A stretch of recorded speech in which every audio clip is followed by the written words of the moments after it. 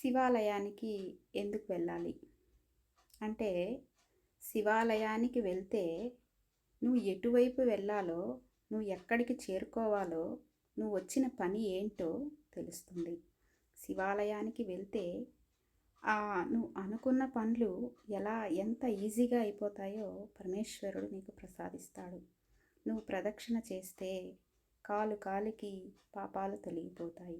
నువ్వు ఒక నమస్కారం చేస్తే కోటి జన్మల పాపాలు నశించిపోతాయి. నువ్వు ఒక దీపం పెడితే కోటి దీపాలు ఆర్పిన పాపం పోతుంది. నువ్వు ఒక సంతోషకరమైన కార్యం చేయాలి అంటే ఆ శివశక్తి లేనిదే నువ్వు చేయలేవు. కాబట్టి ప్రతి గ్రామంలో శివాలయం ఉంటుంది. శివాలయానికి వెళ్ళి ప్రదక్షిణ చేసి అలాగే ఒక 10 నిమిషాలు కూర్చొని ఆ పరమేశ్వరుణ్ణి ధ్యానిస్తూ కళ్ళు మూసుకున్నారంటే మీరు అనుకున్న కోరికలన్నీ తీరిపోతాయి. నేను నిజం చెప్తున్నాను, పరమేశ్వరుణ్ణి నమ్ముకున్న వాళ్ళు ఎప్పుడూ చెడిపోరు. భగవంతుణ్ణి నమ్మండి, దేవాలయాలకి వెళ్ళండి, మీ పాపాలన్నీ పోగొట్టుకోండి. నమస్కారం.